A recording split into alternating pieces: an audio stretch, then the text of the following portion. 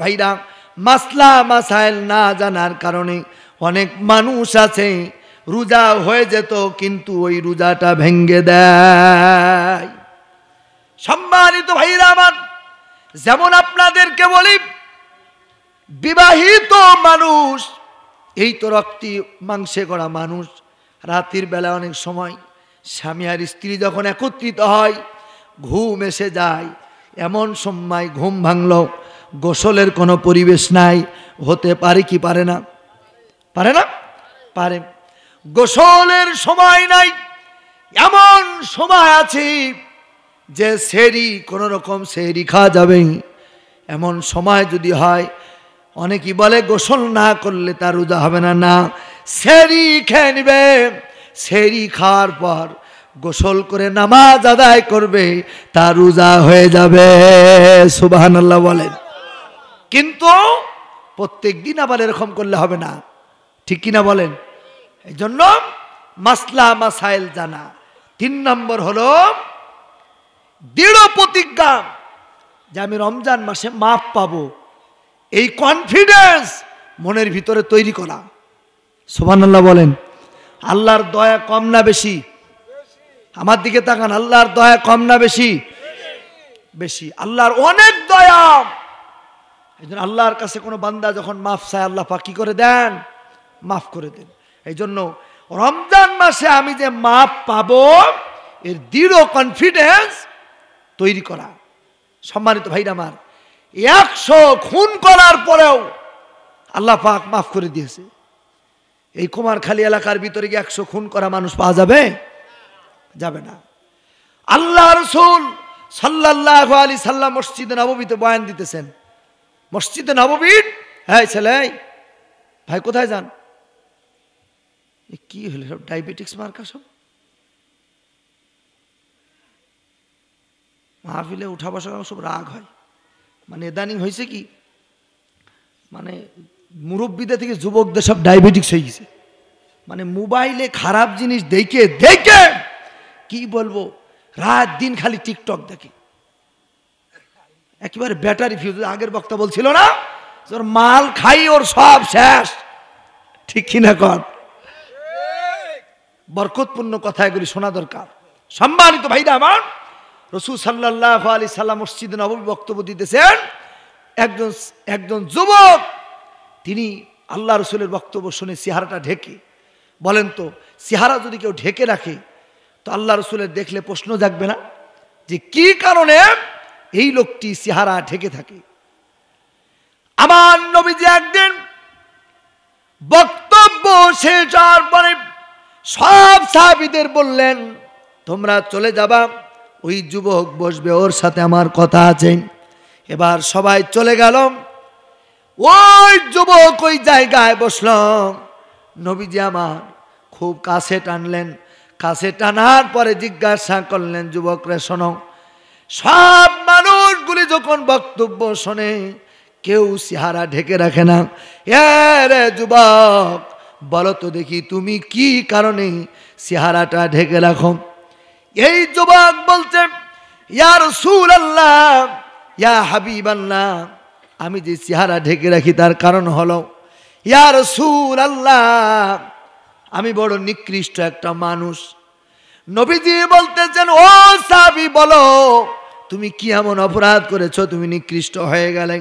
তখন ওই সাহাবী যুবক বলতেছে, ইয়া রাসূলুল্লাহ, এই মক্কার ভিতরে বড় বড় 3টা অপরাধ। বলেন কয়টা? 3টা অপরাধ। তার 1 নম্বর অপরাধ হলো চুরি করা, 2 নম্বর হলো মদ পান করা, 3 নম্বর হলো জিনা ব্যভিচারে লিপ্ত হওয়া। আমি 1 নম্বর অপরাধ চুরি করে বেড়াই। কি চুরি করে বেড়াতাম? চুরি করতাম। এই চুরি করতে করতে আমার চুরির ধরনটা ছিল ভিন্ন। মানুষ তো মানুষের ঘরে চুরি করে, বলে আমি এমন এমন চোর। রাতও রমজান মাসে, সুবহানাল্লাহ। তাহলে রমজান মাসের দাম আছে না নাই? কথা বলেন, আছে না নাই? এই রমজান মাসকে আমাদের স্বাগত জানানো দরকার, আছে না নাই? সম্মানিত ভাইরা আমার, রমজান এত গুরুত্বপূর্ণ রমজানুল মুবারক, এই রমজানুল মুবারককে আমাদের স্বাগত জানানো দরকার, ঠিক কিনা বলেন? বাড়িতে যখন মেহমান আসে না, দেখবেন, আমি কোনো ভূমিকা নিচ্ছি না, এই জন্য একেবারেই রাত 11টা বেজে গেছে। চাচা কি চলে যাচ্ছে নাকি? আবার আসবেন? কেউ উঠবেন না, অল্প মানুষ। সম্মানিত ভাইরা আমার, যে রাত 11টা পার হয়ে গেছে, এই জন্য আপনাদেরকে বেশি সময় কষ্ট দেব না ইনশাল্লাহ। আর যে কথাগুলি বলবো এগুলি আমাদের জানা দরকার। জানা কি দরকার? সম্মানিত ভাইরা আমার, না জানা থাকার কারণে এই সমাজে অনেক সময়, যেমন গত রমজান একজন যুবক আমাকে ফোন দিয়ে বলছে, হুজুর আমার রোজাটা আজকে রাখতে পারলাম না, ভেঙে ফেলেছি। বলে কেন? কয় আমার সেহরি খাওয়ার পরে স্বপ্ন দোষ হয়েছে। কি হয়েছে? নাইট পুলোশন হয়েছে। আসলে সেহরি খাওয়ার পরে যদি যুবকদের নাইট পুলোশন বা স্বপ্ন দোষ হয়, রোজা ভাঙবে না। তাহলে এই মাসালা জানা দরকার আছে না নাই? এটা জানা দরকার। বরং সে গোসল করে নেবে, রোজা হয়ে যাবে। সুবহানাল্লাহ। এই জন্য রমজানের আগে আমাদের কিছু প্রস্তুতি থাকা দরকার। সম্মানিত ভাইরা আমার নবীজি এই রমজান সম্পর্কে বলতে যে রমজান একটি মেহমানের সাথে তুলনা করেছেন। মেহমান, দেখবেন আপনার বাড়িতে যদি কেউ ফোন দিয়া বলে আগামী অমুক তারিখে অথবা অমুক মাসেই তোমার বাড়িতে আমি বেড়াতে আসব, কোনো মেহমান যদি বলেন, ওই মেহমানকে এরকম ভাবে স্বাগত জানানোর জন্য ওই বাড়ির মানুষগুলি কি করে দেখেন, ঘর পরিষ্কার করে। কথা বলেন ঠিক কিনা? ঘর পরিষ্কার করে ওই যে মেহমান আসবে, ওই মেহমানকে যেই ঘরে থাকতে দেবে, ওই খাটের মধ্যে যদি কোনো নোংরা বিছানা থাকে, ওই বিছানার চাদরটা তুলে নতুন বিছানার চাদর পেড়ে দেয়। ঠিক কিনা বলেন? সম্মানিত ভাইরা আমার, তেমনি ভাবে রমজানুল মুবারক আমাদের কাছে হলো মেহমান। এই মেহমান যে আসবে, নবীজি বলেছেন রমজান মাস পাওয়ার পরে যে তার গুনাহ কি ঝরায় নিতে পারলো না, ওর থেকে হতভাগা আর কপাল পোড়া কেউ হতে পারে না। এই জন্য প্রস্তুতি নিতে হবে। রমজান মাসে আমি এই গুনাহ মাফ চাবো। কি চাবো? আল্লাহ তাআলার কাছে গুনাহ মাফ চাবো। এই জন্য আগে থেকে আপনাকে প্রস্তুতি নিতে হবে যে আমি রমজানকে এরকম বরণ করে নেব। আপনাকে প্রস্তুতি নিতে হবে, আল্লাহ তাআলার কাছে বলতে হবে, আল্লাহ তাআলার প্রতি দৃঢ় বিশ্বাস তৈরি করতে হবে যে রমজানুল মুবারকে যদি আল্লাহর কাছে ক্ষমা চাওয়া হয়, আল্লাহ রাব্বুল আলামিন ওই বান্দির গুনাহগুলিকে মাফ করে দেয়। সুবহানাল্লাহ বলেন। এই জন্য সম্মানিত ভাইরা আমার, এই জন্য রমজানের প্রস্তুতি আমাদের নেওয়া দরকার আছে না নাই? রমজানের 11টি প্রস্তুতি। কয়টা? 11টা প্রস্তুতি। তার 1 নম্বর হলো বেশি বেশি করে ইস্তিগফার করা। কি করা? ইস্তিগফার করা, আল্লাহর কাছে মাফ চাওয়া, আল্লাহর কাছে বলা রমজান যে আসতেছে আপনি বেশি বেশি ইস্তিগফার পড়বেন, আল্লাহ এই রমজানে তুমি আমারে মাফ করে দিও। আর আল্লাহর কাছে রোজা থাকার তৌফিক কামনা করা। আগামী কাল বা পরশুদিন আপনি যে রোজা থাকবেন, বলেন তো আল্লাহ পাক যদি আপনাকে অসুস্থ বানায় দেয়, আপনি রোজা করতে পারবেন? জোরে বলেন, পারবেন? পারবেন না। তাহলে এখন থেকে রোজা যে থাকবেন এই তৌফিক কামনা করতে হবে, জন্য বেশি বেশি করে ইস্তেগফার করতে হবে। রমজানুল মুবারকের 2 নম্বর প্রস্তুতি হলো মাসলা মাসাইল জানা। মাসলা মাসাইল কি? যেমন রমজান আসতেছে, ইফতারের দোয়া, রোজার নিয়ত, কি কারণে রোজা ভেঙে যায়, এগুলি মুখস্থ করা বা জানা, ঠিক কিনা বলেন? অনেক মানুষ না জানার কারণে রোজা ভেঙে ফেলে অথবা রোজা হয় না। সম্মানিত ভাইরা আমার, এই জন্য মাসলা মাসাইল আপনাকে জানতে হবে। মাসলা মাসাইল যদি আপনি না জানেন রোজা হবে না। এই জন্য সম্মানিত ভাইরা, মাসলা মাসাইল না জানার কারণে অনেক মানুষ আছে রোজা হয়ে যেত কিন্তু ওই রোজাটা ভেঙ্গে দেয়।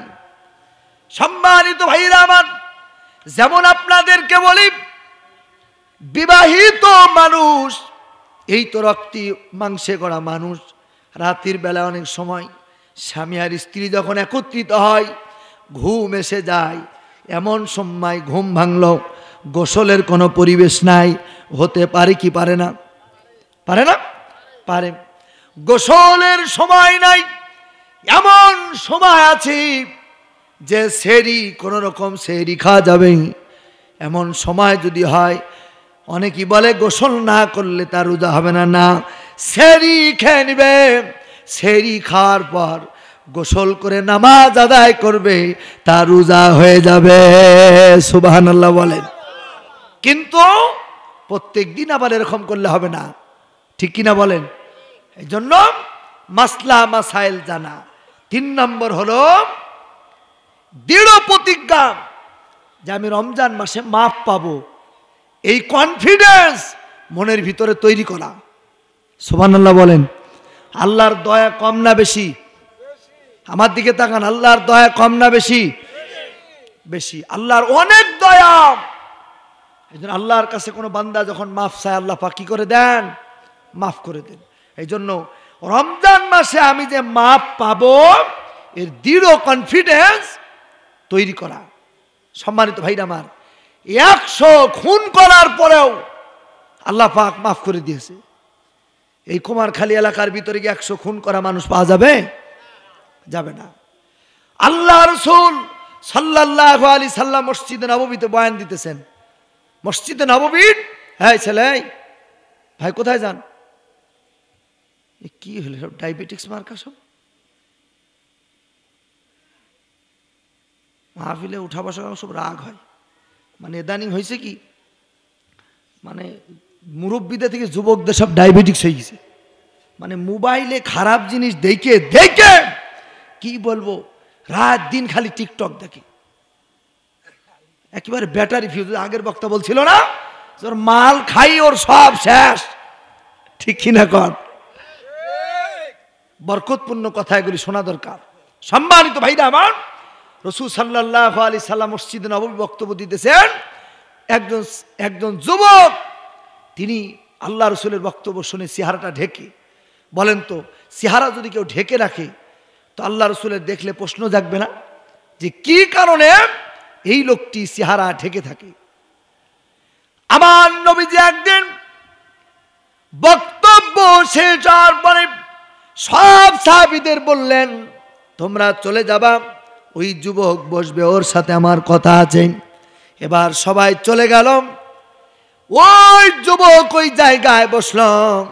নবীজি আমার খুব কাছে টানলেন, কাছে টানার পরে জিজ্ঞাসা করলেন, যুবকরা শোনো, সব মানুষগুলি যখন বক্তব্য শোনে কেউ চেহারা ঢেকে রাখে না, রে যুবক বলো তো দেখি তুমি কি কারণে চেহারাটা ঢেকে রাখো? এই যুবক বলছে, ইয়া রাসূলুল্লাহ, ইয়া হাবিবাল্লাহ, আমি যে চেহারা ঢেকে রাখি তার কারণ হলো, ইয়া রাসূলুল্লাহ, আমি বড় নিকৃষ্ট একটা মানুষ। নবীজি বলতেছেন, ও সাহাবী বলো তুমি কি এমন অপরাধ করেছো তুমি নিকৃষ্ট হয়ে গেলে? তখন ওই সাহাবী যুবক বলতেছে, ইয়া রাসূলুল্লাহ, এই মক্কার ভিতরে বড় বড় 3টা অপরাধ। বলেন কয়টা? 3টা অপরাধ। তার 1 নম্বর অপরাধ হলো চুরি করা, 2 নম্বর হলো মদ পান করা, 3 নম্বর হলো জেনা ব্যভিচারে লিপ্ত হওয়া। আমি 1 নম্বর অপরাধ চুরি করে বেড়াই। কি চুরি করে বেড়াতাম? চুরি করতাম। এই চুরি করতে করতে আমার চুরির ধরনটা ছিল ভিন্ন। মানুষ তো মানুষের ঘরে চুরি করে। বলে আমি এমন এমন চোর